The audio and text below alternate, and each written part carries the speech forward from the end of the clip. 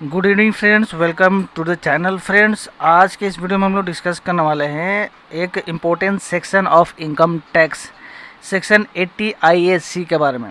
अब ये सेक्शन के अंतर्गत क्या होता है कि 100% एग्जम्पशन मिलता है बिजनेस एंटिटी को, स्टार्टअप को।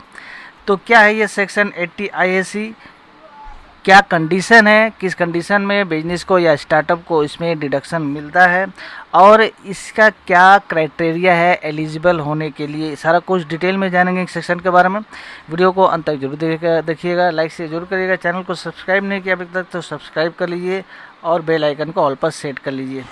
तो चलिए वीडियो में आगे बढ़ते हैं और सेक्शन 80 IAC के बारे में हम लोग जानते हैं। तो सबसे पहला सेक्शन 80 IAC है क्या, देखिए section 80 IAC income tax act 1961 का एक एक्ट है जो कि अप्रैल 2017 में इंट्रोड्यूस हुआ था। अब इसमें होता क्या है, आप अगर एलिजिबल हैं as a fresh business entrepreneur या फिर आप स्टार्टअप कर रहे हैं, आपका स्टार्टअप है या कंपनी है, और अगर आप एलिजिबल होते हैं तो इस सेक्शन के अंडर में आपको 100% तक का एग्जेम्पशन यानी कि टैक्स एग्जेम्पशन आपको मिल सकता है। तो जानेंगे डिटेल में क्या है। तो देखिए पर्पस क्या है, सबसे पहले हम लोग देख लेते हैं क्या पर्पस है इस सेक्शन का।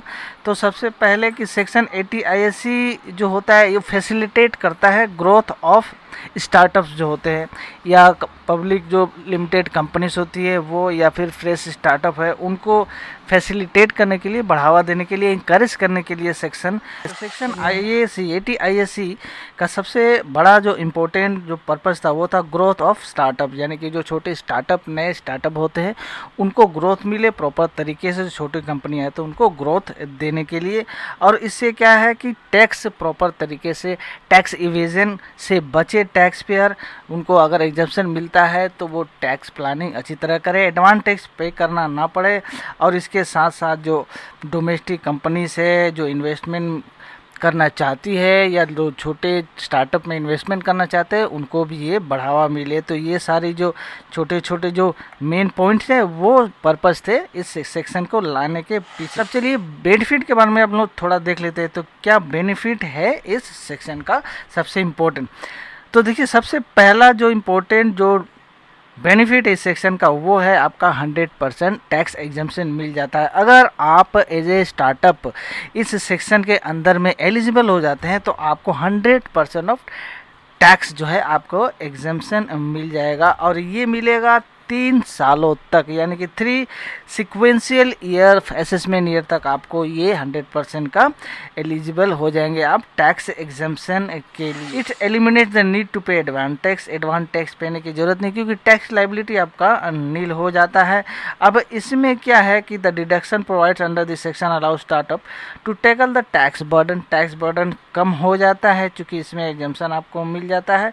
Bye decreasing the taxable income the act streamline the financial pressure startup enabling them to allocate resources more competently, यानी कि इस रिसोर्स को अपनी तरफ प्रॉपर तरीके से यूज़ करें, यानी कि आपका प्रॉपर तरीके से जो स्टार्टअप है छोटे कंपनियों को उनको फैसिलिटेट करने के लिए, और इससे मिलेगा ये जो सेक्शन के अंदर में जो स्टार्टअप है और जो छोटी कंपनियां हैं उनको बेनिफिट मिलेगा। और यही गवर्नमेंट का इस सेक्शन के पीछे का मेन पर्पस था, क्योंकि इसको कोई गवर्नमेंट फीस नहीं लगता अप्लाई करने के लिए। आप सिंपल इसका जो प्रोसेस है जो हम आगे देखेंगे, आप जाकर एप्लीकेशन करके अपना एप्लीकेशन कर डाल सकते हैं, और अगर आप एलिजिबल हो जाते हैं, अप्रूव हो जाता है, तो आपको सर्टिफिकेट मिल जाएगा और उसके अंदर में आपको एग्जेम्पशन 3 साल के लिए मिल जाएगा। 100% तक आपको एग्जेम्पशन मिल सकता है एज पर सेक्शन 80 IAC के। चलिए अब इम्पोर्टेंट बात देखते हैं कि टैक्स एग्जेम्पशन के लिए एलिजिबल क्राइटेरिया क्या क्या है। उसके बाद हम लोग देखेंगे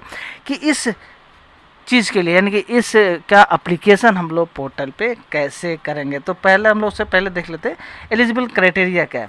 तो एलिजिबल क्राइटेरिया के लिए आपको LLP या फिर कंपनी एक होना पड़ेगा। LLP यानी कि लिमिटेड लाइबिलिटी कंपनी या प्राइवेट लिमिटेड कंपनी होना चाहिए, ठीक है, वो एलिजिबल होगा इस एप्लीकेशन के लिए इस सेक्शन के अंदर में वही अप्लाई कर पाएगा।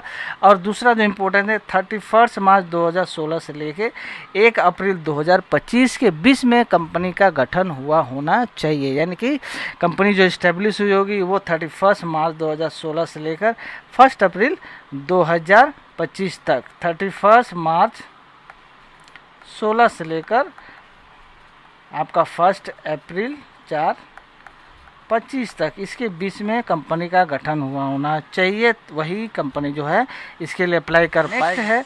उसका जो टर्नओवर है, यानी कि कंपनी का या भी एलएलपी का टर्नओवर जो है वो लेस देन 100 करोड़ होना चाहिए। 100 करोड़ पास नहीं होना चाहिए, यानी 100 करोड़ से ज़्यादा नहीं होना चाहिए।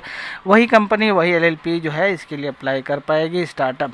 और company LLP not establish by secretary, यानी कि कोई कंपनी अगर पहले से एग्जिस्ट करती है उसको तोड़कर अगर कोई कंपनी बनाई गई है, एलएलपी बनाई गई है या स्टार्टअप बनाया गया, तो वो कंपनी एलिजिबल नहीं होगी इस सेक्शन में अप्लाई करने के लिए। तो ये क्राइटेरिया है कुछ जो आपको ध्यान में रखना होगा before applying for section 80IAC। चलिए अब देख लेते हैं इंपॉर्टेंट चीज़ कि हाउ टू अप्लाई हम लोग कैसे करेंगे पोर्टल पे। तो सबसे पहला इम्पोर्टेंट स्टेप है वो आपको स्टार्टअप इंडिया पोर्टल पे जाना होगा। Subsequently you have to apply for the DPIIT certificate के लिए आपको एप्लीकेशन वहाँ डालना पड़ेगा, ठीक है। तो पोर्टल पे जाने के बाद आपका नेक्स्ट स्टेप होगा वहाँ पे क्लेम टैक्स एग्जेम्पशन करके एक आपको टैब मिलेगा, उसको आपको फिल आउट करना पड़ेगा। और फिल आउट करने में आपको क्या क्या इन्फॉर्मेशन वहाँ डालना होगा उसको देख लीजिए। नेम क्या है स्टार्टअप का, डेट ऑफ इनकॉर्पोरेशन क्या है, एड्रेस एंड बिजनेस का लोकेशन क्या है। एड्रेस एंड बिजनेस का लोकेशन देने के बाद आपको इनकॉर्पोरेशन सर्टिफिकेट या फिर रजिस्ट्रेशन नंबर का आपका डिटेल, नेचर क्या है बिजनेस का, LLP है, PLC है, क्या है वो आपको देना पड़ेगा। DIPP नंबर दे देगा और कॉन्टैक्ट का डिटेल रहेगा, जैसे कि email ID, phone number, pan number etcetera आपको देना पड़ेगा। इसके साथ साथ आपको क्या देना होगा, कुछ डॉक्यूमेंट भी आपको PDF फॉर्म में जमा देना होगा। कौन कौन सा डॉक्यूमेंट है, अगर LLP है तो आपका लिमिटेड लायबिलिटी पार्टनरशिप डीड होता है वो आपको जमा देना होगा। MOA यानी कि मेमोरेंडम ऑफ एसोसिएशन देना होगा PLC के केस में, बोर्ड ऑफ रेजोल्यूशन देना होगा PLC के केस में, और CA certified balance sheet and PL account यानी कि profit and loss account and balance sheet CA certified करके देना होगा। इसके बाद इंपॉर्टेंट चीज़ फाइनेंशियल स्टेटमेंट आपको जमा देना होगा PDF फॉर्म में, लास्ट 3 इयर्स का मिनिमम, नहीं तो आपका जब से इनकॉर्पोरेशन हुआ है कंपनी तब से लेकर भी दे सकते हैं, लेकिन मिनिमम आपको 3 इयर्स का देना पड़ेगा। और साथ में ही टैक्स रिटर्न भी देना होगा, आपका ITR का लास्ट 3 साल का टैक्स रिटर्न देना होगा। और जब से अगर कंपनी बनी है तब से भी दे सकते हैं, लेकिन मिनिमम आपको 3 साल का देना होगा। सारा कुछ आपको ये PDF फॉर्म में, ये सारा जो चीज़ है आपको PDF फॉर्म में जमा देना होगा, ठीक है। तो ये PDF फॉर्म हो गया, और ऊपर वाला जो चीज़ है ये आपका डिटेल आपको फॉर्म में फिलअप करना पड़ेगा। तो इस तरह आप ऑनलाइन जाकर आप सेक्शन 80IAC के लिए अप्लाई कर सकते हैं। एग्जाम्शन के लिए आपका यहाँ पे एप्लीकेशन कर सकते हैं, और अगर आप प्रोसेस में अप्रूव हो जाते हैं, अगर अप्रूव मिल जाता है आपको अप्रूवल और आपको सर्टिफिकेशन हो जाता है आपका, तो आप एलिजिबल हो जाएंगे लगातार 3 सालों के लिए टैक्स बेनिफिट के लिए अंडर सेक्शन 80IAC के अंतर्गत। तो आई होप आपको IAC यानी कि section 80IAC of income tax 1961 के बारे में जानकारी मिल गई होगी। इसके अलावा भी कोई क्वेश्चन इस सेक्शन को लेकर तो आप कमेंट बॉक्स में पूछ सकते हैं।